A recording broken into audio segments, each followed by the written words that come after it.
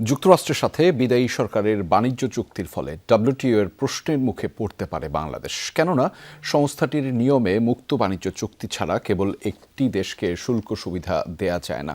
এতে আপত্তি জানাতে পারে অন্য দেশগুলো। এমন পর্যবেক্ষণ সেন্টার ফর পলিসি ডায়ালগ সিপিডির। গবেষকরা বলছেন, যুক্তরাষ্ট্রের সাথে বাণিজ্য চুক্তির ফলে প্রায় ১৩০০ কোটি টাকার রাজস্ব হাতছাড়া হবে।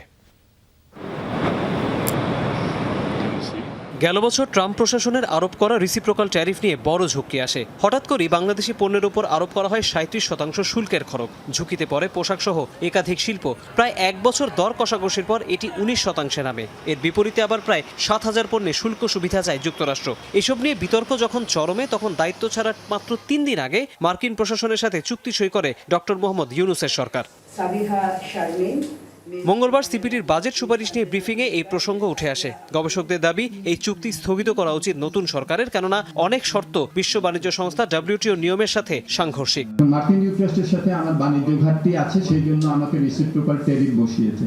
ইউরোপিয়ান ইউনিয়ন বলতে পারে যে তাদের বাণিজ্য ঘাটতি তো মার্কিন যুক্তরাষ্ট্র থেকে আরো বেশি, তাহলে তারাও রিসিপ্রোকাল ট্যারিফ বসাতে পারে।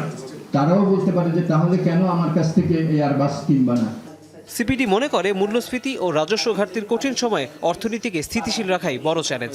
এজন্য সামাজিক সুরক্ষা খাতে বরাদ্দ বাড়াতে হবে, আর্থিক সুবিধা দিতে হবে ক্ষুদ্র ও মাঝারি শিল্পকে। বাজেট ঘাটতি অর্থায়নের জন্য সরকার প্রধানত ব্যাংক ঋণের উপরে নির্ভর করেছে এবং এই সময় ব্যাংক থেকে ৫৯,৬৫৫ কোটি টাকার ঋণ নিয়েছে সরকার। এবং গত ২৫ অর্থ বছরে একই সময় আসলে সরকার ব্যাংকগুলোকে উল্টো ১০,০০০ কোটি টাকা ফেরত দিয়েছিল।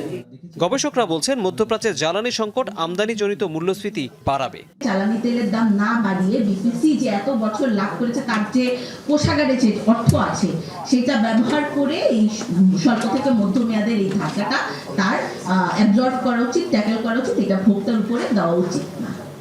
সিপিডি মনে করে, ফ্যামিলি কার্ড বাস্তবায়নে সরকারের আরো অনেক প্রস্তুতি দরকার ছিল। সুতরাং যার ১০ লিটার দরকার সে ২০ লিটার নিচ্ছে। তৌহিদ হোসেন, যমুনা নিউজ, ঢাকা।